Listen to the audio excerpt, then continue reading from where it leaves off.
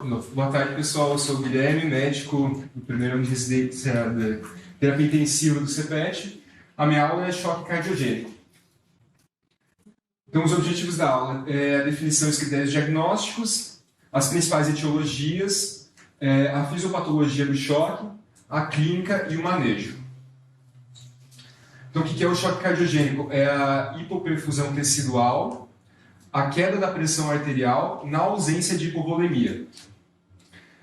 Como critério diagnóstico de um estudo de choque, ele foi definido como pressão sistólica menor do que 90 por mais de 30 minutos ou um suporte de droga vasoativa para manter a pressão arterial acima de 90. Além disso, a hipoperfusão e eles consideravam critérios hemodinâmicos também, como o índice cardíaco menor de 2,2 e a pressão de oclusão de artéria pulmonar. Como essa monitorização hemodinâmica não mostrou redução da mortalidade, os estudos posteriores acabaram retirando e utilizando mais critérios clínicos, como alteração de nível de consciência, diminuição do débito urinário. As principais causas do choque cardiogênico, esses dados foram retirados do choque, que randomizou 1.160 doentes. Então, assim, 7% de todos os infartos agudos do miocárdio, eles evoluem para choque cardiogênico. Então, o infarto de ventrículo esquerdo ele é responsável por quase 80% das causas de choque, quando tem um acometimento, em geral, maior de 40% da massa do VF. As outras causas seriam insuficiência mitral aguda, ruptura de septo ventricular, infarto de VD, tamponamento ou ruptura cardíaca. Outras causas que incluiria miocardite, ruptura de músculo papilar e também iatrogenias. A fisiopatologia do choque é bem interessante, que ajuda a entender o manejo. Então, por causa desse dano miocárdico, o coração vai ter uma disfunção diastólica, então vai aumentar a pressão diastólica final do ventrículo esquerdo e vai acabar causando congestão pulmonar. Esse edema pulmonar vai causar hipoxemia e vai aumentar a isquemia. Na parte sistólica, então, pelo dano do miocárdio, ele vai ter uma diminuição do débito cardíaco, uma diminuição na fração de ejeção, que por sua vez vai causar uma hipotensão e vai diminuir a perfusão das coronárias. Então, vai aumentar também a isquemia. Por outro lado, essa diminuição do débito cardíaco e da fração de ejeção, eles vão gerar como gatilho mecanismos compensatórios. Então, esses mecanismos compensatórios vão ser a taquicardia, a vasoconstrição periférica e a reabsorção de fluidos. Só que aí tem um problema, porque vai acabar aumentando a pré- e pós-carga e vai aumentar a demanda de oxigênio do miocárdio. E a taquicardia também vai aumentar a demanda de oxigênio. Então vai piorar todo o quadro de choque.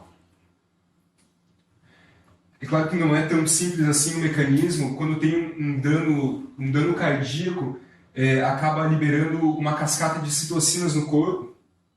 E essas citocinas inflamatórias, elas estimulam a óxido nítrico sintetase induzida, que vai produzir vasodilatadores e vai causar vasodilatação e redução da constrição periférica. Isso, por sua vez, vai diminuir a perfusão sistêmica e vai diminuir a perfusão coronariana. Então, como que é a clínica do paciente com choque cardiogênico? A gente tem que pensar numa insuficiência cardíaca congestiva com queda de pressão arterial. Então, vai ser o paciente classicamente frio e úmido. Então, ele vai ter a pele fria moteada, vai ter cianose, vai ter diminuição do nível de consciência, pulso rápido e fraco e às vezes assimétrico quando tiver uma taquicardia, uma taquiarritmia associada. Muitas vezes vai ter distensão jugular e quando tiver edema de pulmão vai ter estertoração. Brevemente, então, como que é o diagnóstico e o manejo, né? Então, A primeira coisa vai ser uma história clínica. Então, a maioria das vezes vai ser um paciente que já tem um histórico de a clínica de infarto do miocárdio. A gente vai ter que fazer um eletrocardiograma. O ecocardiograma também é muito importante no diagnóstico, vai ajudar a gente a ver fração de ejeção, ruptura de parede, ruptura de músculo papilar, infarto de IVD, então isso é interessante. Os laboratórios iniciais vão incluir hemograma, gasometria, eletrólitos, um raio-x de tórax, que ajuda a ver edema pulmonar e alguma causa, por exemplo, de dissecção de aorta, então seria como um diagnóstico diferencial. E a cateterização de artéria pulmonar, que pode ou não ser feita. E o manejo inicial é mais ou menos o manejo inicial do ACLS, né, que é monitor, oxigênio, acesso venoso, controle de dor e o suporte hemodinâmico.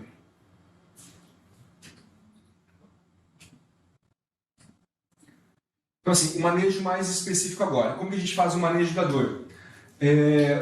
A principal classe de drogas seriam os opioides. Então, que com os opioides, além de reduzir a dor, reduz a pós-carga, então vai diminuir o consumo de oxigênio miocárdico e também reduz a ansiedade do paciente. Então, isso também reduz o consumo de oxigênio. A gente precisa corrigir a acidose dos distúrbios eletrolíticos. A acidose, porque vai diminuir a sensibilidade do corpo às drogas vasoativas, e os distúrbios eletrolíticos, porque predispõem a ataque a arritmias. Se for um infarto do miocárdio, então sempre tem que fazer a S-heparina, controlar a hipotensão com fluidos, mas cuidadosamente, e com droga vasoativa, otimizar a perfusão, e nos casos de infarto sempre tem um uso criterioso de nitrato, de beta-bloqueador, de ECA, de BRA, e se tem edema pulmonar, o uso criterioso de diurético. Isso tudo para evitar a iatrogenia. O manejo mais específico, então, da hipotensão. Então, só para lembrar que na definição de choque cardiogênico, é uma hipoperfusão tecidual na ausência de hipovolemia. Então, nem todo paciente que é fluido responsivo ele precisa receber o volume. Então, sempre que a gente for manejar o doente com choque cardiogênico, tem que ser feito testar a fluido responsividade com alíquotas pequenas de volume e sempre objetivando queda no débito cardíaco, melhora no débito urinário ou controle de IPA. Na parte das drogas vasoativas, então, a noradrenalina é a droga de primeira escolha. Ela tem um efeito inotrópico moderado, ela é vasoconstritora. Como efeito assim, prejudicial, aumenta um pouco o consumo de oxigênio miocárdico, mas em contrapartida ela aumenta o fluxo coronariano. A vasopressina, então, seria um adjuvante, ela faz vasoconstrição e aumenta a sensibilidade do corpo à noradrenalina. Uma outra opção seria a dopamina, que ela é dose dependente, pode ter um efeito inotrópico, um efeito vasopressor.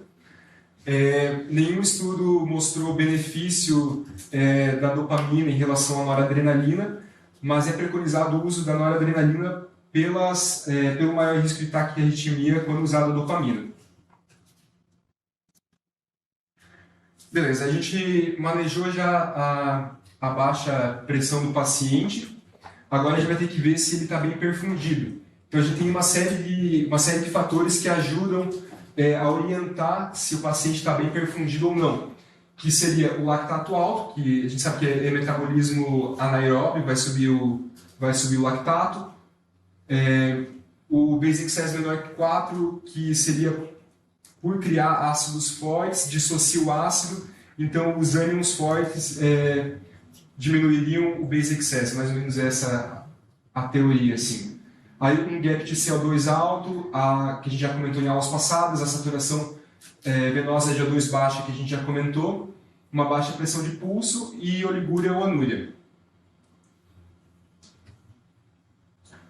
Então, o manejo específico dessa baixa perfusão com as drogas. Então, a primeira escolha seria a dobutamina, que pode ser usada até 20 mg/min. é um agonista beta-adrenérgico, tem um efeito inotrópico. Ela só pode ser usada depois que a pressão estiver controlada, então que a sistólica estiver maior do que 90, porque em alguns pacientes ela pode fazer hipotensão. Uma segunda opção seria a milrinona. Ela é um inibidor da fosfodiesterase do tipo 3. Ela é inotrópica e vasodilatadora, mas ela tem um uso assim, bem específico, que seria em choques cardiogênicos refratários à dobutamina, em pacientes que são beta-bloqueados ou em hipertensão pulmonar com disfunção de VD. E um dos principais motivos que ela não é usada como droga padrão é uma meia-vida muito longa. Uma terceira opção que definitivamente não é a primeira escolha é o levosimendan, que é um sensibilizador do canal de cálcio. Ele é uma droga muito boa, faz menos arritmia, não aumenta a demanda de oxigênio do miocárdio, mas ele ainda não é preconizado como primeira escolha, porque não tem muitos estudos ainda randomizando ele, comparando com a dobutamina, e também pelo alto custo. Se o paciente continuar apresentando hipoperfusão tecidual, apesar de ter a pressão controlada, a gente pode fazer o uso de vasodilatadores e diuréticos. Ou em casos que tem um edema pulmonar que está comprometendo o caso. Né? Então, a gente só pode usar o vasodilatador ou diurético quando tiver em processo de desmame de droga vasoativa ou quando tiver com a pressão controlada. O mecanismo de ação dele que vai ajudar, no caso, vai ser a diminuição da pré e da pós-carga, então vai facilitar a ejeção ventricular e vai diminuir o consumo de O2 do miocárdio. As opções, então, que a gente tem é o nitroprusiato, que o nome comercial é Miprid, e a nitroglicerina, que é o Tridil. Lembrando que, em caso de infarto, a primeira escolha é o Tridil. E quando tiver edema pulmonar, a furosemida. Não tem diferença entre fazer furosemida doses altas em bolos ou assim diluir durante o tempo, né? Aqui só para mostrar como que tem que ser criterioso o uso dos vasodilatadores, da furosemida e do beta-bloqueador. Porque eles vão diminuir a pré e a pós-carga, né? Eles vão alterar o edema pulmonar, mas vão diminuir a pré e a pós-carga e vão fazer com que caia ainda mais o débito cardíaco. Então vai gerar mais hipotensão e vai fazer uma retroalimentação do choque. Então por isso que é importante ser cuidado, principalmente na abordagem inicial do paciente. Quando não for possível garantir a perfusão tecidual só com a medicação, pode ser usado o suporte mecânico. Né? Mas lembrando que ele é uma ponte para o tratamento final, que seria a revascularização. Então, é o que o colega já comentou na revisão de suporte mecânico de choque cardiogênico. Os principais seriam a ECMO e o balão intra-aórtico. Tem uns estudos interessantes que compararam a revascularização percutânea com e sem o uso do balão intra-aórtico, que seria esse IABP choque, que randomizou 45 doentes, não viu diferença em mortalidade, apesar que a mortalidade não foi o desfecho principal assim, que eles queriam ver, mas não teve diferença. E nesse segundo estudo, que é do balão intra-aórtico choque 2, ele randomizou 600 doentes, e não viu diferença de desfecho também. Apesar disso, a ARRA, como o balão intra-aórtico ele é muito disponível, eles classificam como evidência 2A o uso dele para hipoperfusão refratária. Uma outra opção de terapia seria a terapia fibrinolítica. Ela não tem desfecho na mortalidade quando o choque já está estabelecido, mas antes do choque se estabelecer, nos casos de infarto do miocárdio, ela previne a evolução do quadro com choque. O tratamento final seria a revascularização. No choque, eles viram que precisaria de 9 vidas para 100 pacientes tratados em 30 dias, e 13 vidas para serem tratados em um ano. O número necessário para tratar é 7,6, então em estudos da parte cardíaca é um dos melhores índices assim, até hoje de todos os estudos randomizados. A ARRA classifica como evidência 1A revascularização para pacientes com infarto abaixo de 75 anos, como 2A em pacientes acima de 75 anos. E a segunda opção de revascularização seria a ponte aórtico-coronária, né, o bypass coronário, seria mais indicado em casos de obstrução de múltiplas coronárias ou quando tem uma lesão mecânica do coração. Aí seria melhor a abordagem. Seria isso. Obrigado.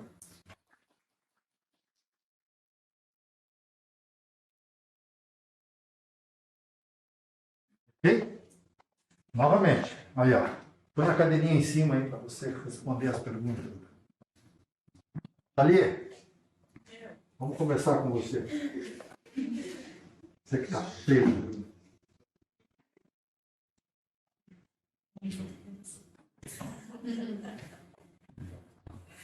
Dale.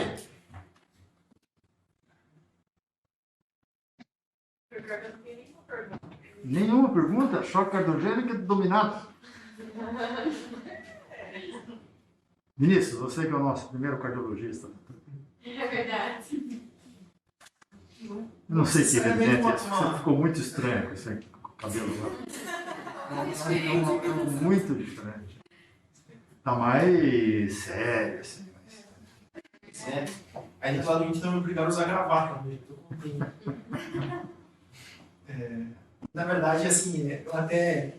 A expectativa que eu tinha quando comecei por lá, assim, é que era realmente uma coisa mais frequente, assim, de pegar esses pacientes Choque cardiogênico, né? com choque cardíaco Frequente. puro, assim. E realmente, assim, não é tão frequente, assim, quanto eu imaginava. E o primeiro caso, de fato, que a gente teve, inclusive, até foi essa semana, assim. Uma paciente bem jovem, de 45 anos, que fez uma dissecção de coronário. Que acabou fazendo eventualmente. Mas a grande questão, assim, Qual é a principalmente... causa dessa? Espontaneamente? Sim. Ela veio, na verdade, deu entrada com um quadro de angina instável, primeiramente, foi para o cateterismo, para a estratificação, e foi identificado uma dissecção terminal de descendente anterior. A princípio, tratado clinicamente. Parece um modelo experimental, né? Mostrando como uma oclusão aguda da DA tem uma grande chance de evoluir para um choque cardiogênico. Né? E é um choque cardiogênico que não acontece no momento zero. Né? Aqui é uma bela de um exemplo que você pode nos ajudar. Coloque aquela figura descendente. Né? Choque cardiogênico, vocês não esperem que o dente vai se apresentar em choque cardiogênico, ele vai se apresentar com um infarto. E o choque cardiogênico vai aparecer 6, 12, 24 horas depois. Por causa desse mecanismo bonito. O mecanismo está no livro do Brownwald, quando eu era residente. Faz 40 anos. Não mudou muito. Me lembro de ter visto, eu adorava ver essas figuras. Quando eu estava na fase de 6, 83, 84. Não é lindo? Então você tem lá uma queda do débito cardíaco. Essa queda do débito cardíaco faz vasoconstrição periférica, para poder manter a pressão. Vasoconstrição periférica aumenta a pós-carga do ventrículo esquerdo. Esse aumento da pós-carga do ventrículo esquerdo aumenta o consumo de oxigênio do ventrículo esquerdo. Para poder continuar com o volume sistólico contra uma carga maior na parede. Num ventrículo que está com déficit de oxigênio, isso causa mais utilidade, mais diminuição do débito, mais vasoconstrição periférica. Mais vasoconstrição periférica, mais pós-carga aumentada, mais consumo de oxigênio, mais extensão do infarto, mais queda do volume sistólico. Até que a vasoconstrição já não consegue mais suportar a pressão, começa a ter queda da pressão. Queda da pressão arterial diminui a pressão de perfusão coronariana. Diminuição da pressão de perfusão coronariana acrescenta mais déficit de oxigênio para o miocárdio, mais extensão do infarto. O dente vai entrando numa cascata descendente que você precisa de identificar essa cascata no momento em que ele ainda está com taquicardia, está com vasoconstrição periférica, está com sinais de hipoperfusão discretos, tem um infarto grande, tem um alto risco de descompensar. Esse doente precisa de abertura da coronária. Se ele não abrir a coronária, a tendência dele é só ir piorando. E ele morre 36, 48 horas depois do choque refratário. Então, ele te dá um tempo para poder mostrar que ele precisa dessa. Mas me conta da história, vê se ela passou por essa fase toda aqui. Foi uma história em 3 tempos, na verdade. Assim. Ela deu a abertura do quadro como uma angina instável, né, a princípio, assim, bastante jovem, sem história de coronariopatia, previamente hipertensa apenas. Não devia ter oclusão total, você também estava dissecando ainda, diminuição de fluxo, angina. Isso. Aí, a princípio, a primeira abordagem foi para o cateterismo, então foi evidenciado uma dissecção inicial, né, então sem angioplastia, um tratamento clínico conservador. Né? Então tinha tudo para poder ficar bem. Exato. Sem evoluir para essa situação. E aconteceu. Lembro bem, certo, 7 a 10 dias teve um novo episódio anginoso. Então, como já era um caso, a princípio, previamente conhecido, não foi imediatamente para o cateterismo, porque já o cateterismo em si ele piora a dissecção pela pressão de infusão do contraste. Então, o fato de submeter ela a um novo cateterismo poderia, pela pressão de infusão do contraste, aumentar a dissecção, né? Só que aí, nas primeiras 24, 48 horas de internamento, começou a alterar enzimas cardíacas, a princípio não se sabia de fato se era exclusivamente só uma progressão da dissecção, então foi levado novamente para o cateterismo e já tinha uma dissecção até terço proximal, um pouquinho mais terço proximal próximo do tronco.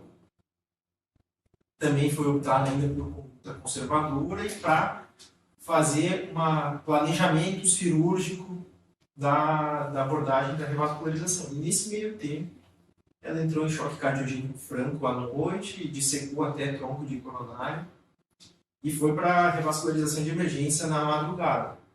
E aí ela chegou para a gente já com um balão intraórtico, com doses máximas de dobutamina, vasopressina, noradrenalina, que foi aí as primeiras 48 horas, digamos assim, de choque cardiogênico puro, digamos assim. Um VE bastante, praticamente imóvel, assim, não é primeiramente que a gente fez isso no dia seguinte, isso foi no domingo, na segunda-feira, quando a gente viu ela já estava praticamente, assim, nítida a diferença do coração parado, assim. E agora, já teve hoje a gente ia acompanhando, mas agora a gente vê que ela começa já a entrar num componente misto, assim. Ela está com flow track agora, então, ainda, ela está, por exemplo, assim, praticamente mantendo doses altas de dobutamina, está com suporte de balão intraórtico ainda, desmamou droga vasoativa já, começou a melhorar um pouco a parte da contratilidade, mas uma fração de injeção estimada de 30%, no dobutamina 15 microgramas. A fração de ejeção já melhorou. A princípio, assim, a gente não fez o segundo eco de controle, a gente estimulou pelo beira-leito, assim. A contratilidade... Ela foi revascularizada ontem. Ela foi revascularizada de emergência no domingo à noite. Ah, já tudo isso? Sim, foi já em sequência. Então você tem uma eco, precisava ter feito mais eco, mais seriado. Ela fez na segunda, repetiu hoje. Hoje à tarde ia repetir o segundo eco. Tá. Mas a princípio, assim, provavelmente é que ela fez uma ponte safena, DA-DA, a suspeita é que já tenha sido ocorrida, porque ela teve no pós-operatório imediato 6 paradas por fibrilação ventricular. Então, enfim, mas a paciente está resistindo. Agora ela já tem um choque misto. Sim, provavelmente por... Né? Lembre-se de que quando a gente for estudar as 4 formas de choque, o polêmico, cardiogênico, obstrutivo, séptico, o séptico começa com hiperdinâmico. Os outros são hipodinâmicos. Débito cardíaco baixo, resistência periférica alta. Mas se ele fica muito tempo, todos eles fazem a evolução. Todos eles fazem inflamação. Fazem a secreção de substâncias vasodilatadoras na periferia, principalmente óxido nítrico, outras citocinas, que faz vasodilatação. choque cardiogênico, quando ele fica vasodilatado, ele é um choque mais difícil de você reverter. Tem, diferente do séptico, tem débito cardíaco alto, resistência vascular sistêmica baixa, o cardiogênico com vasodilatação, vasodilatado, cardiogênico com inflamação junto, ele tem baixo débito com vasodilatação. Ele precisa, de modo geral, de vasopressores muito alto melhorar clinicamente. E desse vai melhorar se ele tiver condições miocárdicas de poder recuperar. Ok, daí já virou um choque misto. Né? Mas é possível ainda que ela esteja numa fase que ela tenha ainda muito miocárdio, que seja viável, que foi revascularizado, esteja numa fase ainda de stane miocárdio. A suspeita Atordoado, e que isso possa recuperar. É porque a probabilidade maior é que de fato a ponte tenha fechado já. Aí ela perdeu aí, até essa chance de poder. Assim, é muito difícil assim. Tem outras disfunções orgânicas? Ainda não. Hoje começou a arrastar O que a gente aprendeu com o choque? A gente nunca desiste, né? Se tiver um fiozinho, a gente puxa pelo rabo, né? Vai puxando sempre. O que você aprendeu com o choque do doente ontem? E criar todos os tipos de choque. Que todos os tipos de choque podem estar presentes no teu doente. Você estuda aqui um tipo de choque só, mas ele vai se acumulando. Choque cardiogênico puro, é um choque com oclusão miocárdica 80% das vezes, 70% das vezes. Choque cardiogênico. Você vai ver isso mais na frente. O pessoal da Santa Casa dele é um choque cardiogênico a cada 2 choques cardiogênicos por semana. Né? Tem muita cirurgia cardíaca, tem doentes cardíacos mais graves do que tem. Eu fiquei traumatizada. Meu primeiro plantão noturno no Vita foi um choque cardiogênico que só chega o seu paciente tá mal no pronto-socorro, instável, foi entubado, tipo, assuma. Aí a Bem-vindo ao grupo. a hemodinâmica não estava obstruída. Aí depois fizeram eco, chamaram sobreaviso, aí viu que estava com miocardite viral. E desde a do PS até passar o meu plantão, deu 18 horas e o paciente de 39 anos morreu. Mas fui suspeita de miocardite por Covid. Mas sintomas respiratórios relatados, assim, de dispneia. Só instabilidade. Hemodinâmica. Então, se você tem um doente que faz uma disfunção miocárdica aguda, ele pode fazer perfusão periférica sem fazer congestão pulmonar significativa. E muitos desses doentes, aproximadamente 40% dos doentes com choque cardiogênico, são estatísticas antigas, eles são responsivos a volume.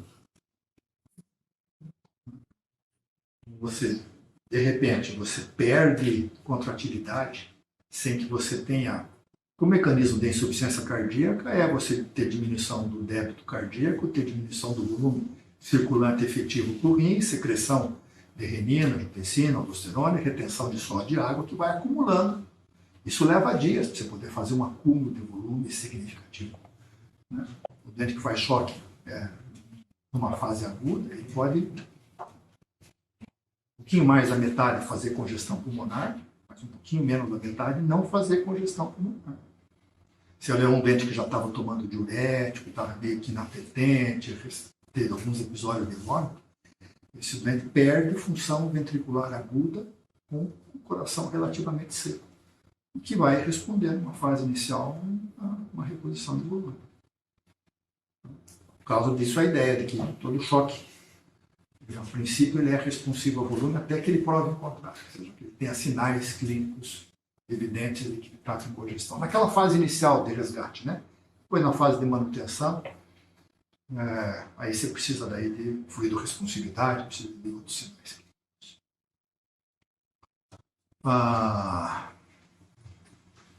Então, estou voltando para o choque cardiogênico. Tem 2 estudos que são fundamentais. O primeiro estudo é aquele de 99. Ver se eu consigo achar aqui. Nos primeiros slides. Primeiros slides. Tem a tabela de comparação.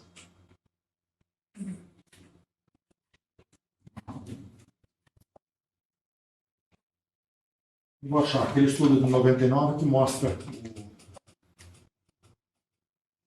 a mortalidade do doente com choque cardiogênico por isquemia miocárdica, a causa mais comum.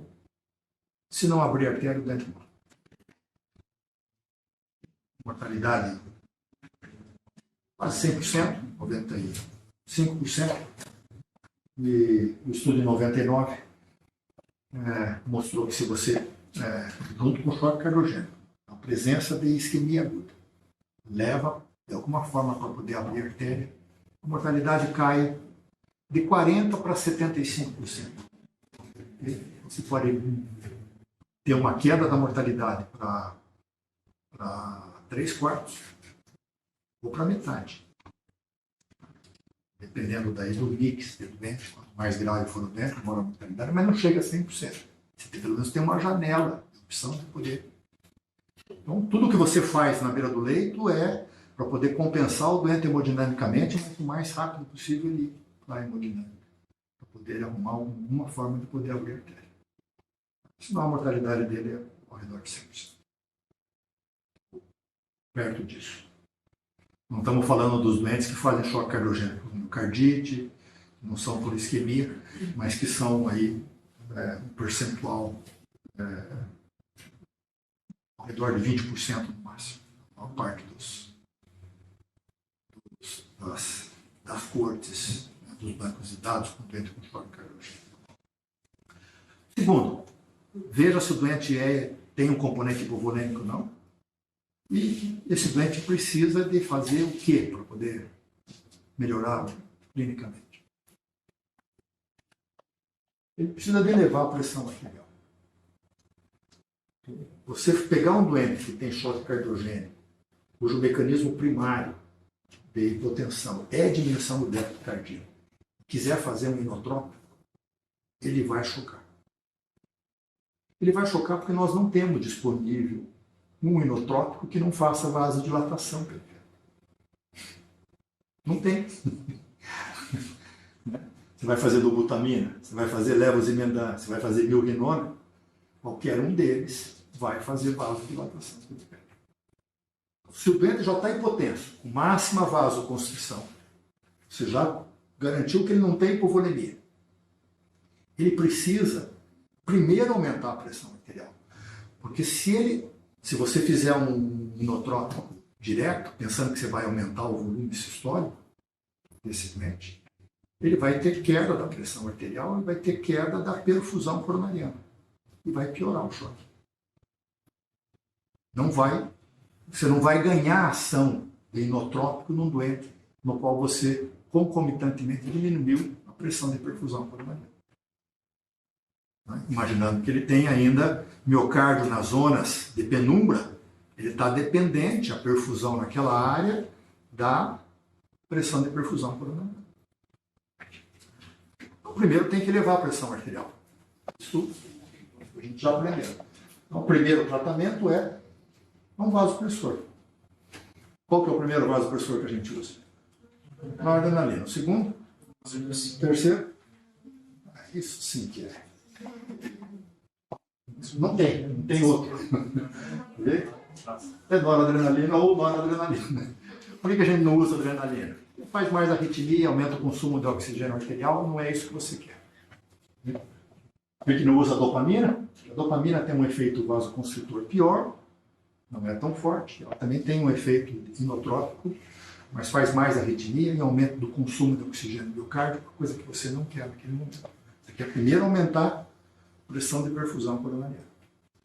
Aí que ele melhorou a pressão de perfusão coronariana, você olha para o doente.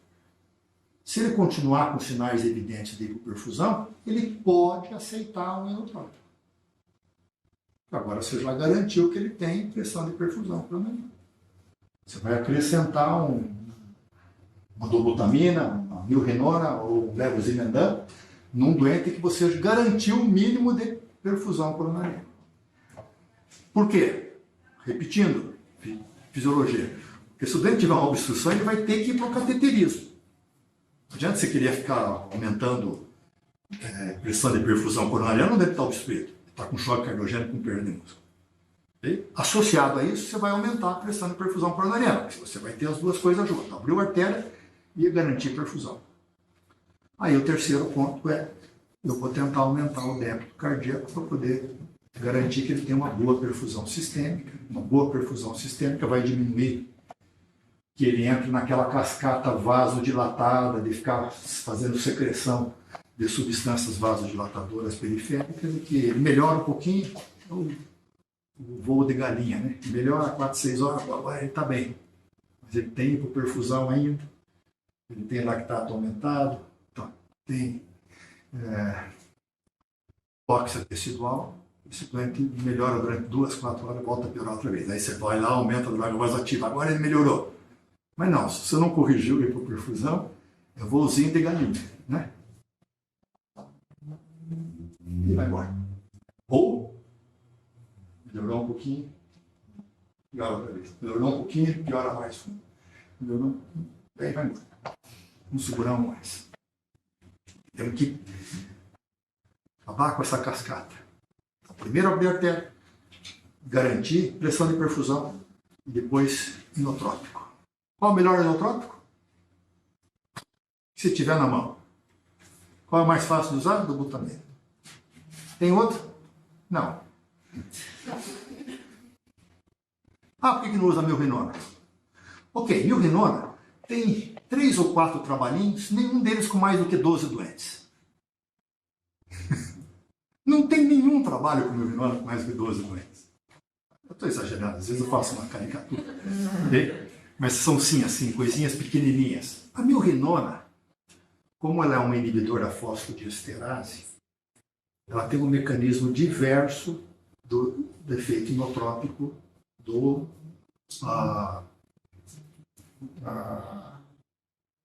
dos adrenérgicos. Então, na circulação pulmonar, parece de que ela faz mais vasodilatação na artéria pulmonar do que a do butamina. Eu digo parece porque os estudos são assim muito mistos. Um número muito pequeno de doentes. E a variação com relação à da butamina é pequena. Okay? Mas, para não criar caso, de um modo geral, a gente é melhor. Tem muita hipertensão pulmonar, talvez valha a pena optar pela milrinona do que a do butamina. Okay? Mas não é um troço assim, eu não tenho milrinona, o doente vai morrer. Não, é um troço assim, dá para fazer do butamina. Né? Levosimendan não tem nenhum benefício com relação aos outros.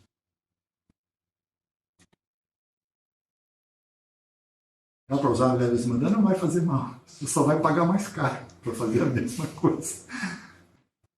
Estou simplificando, tá bom? Para não ficar muito difícil, senão fica naquela frase.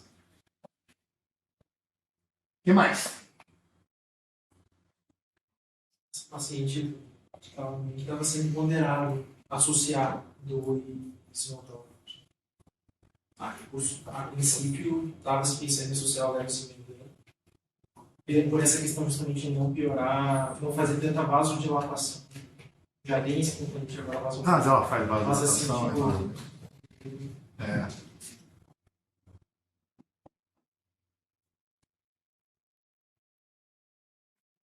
Eu acho que eu fui a pessoa que usou o primeiro levosimendan no Brasil.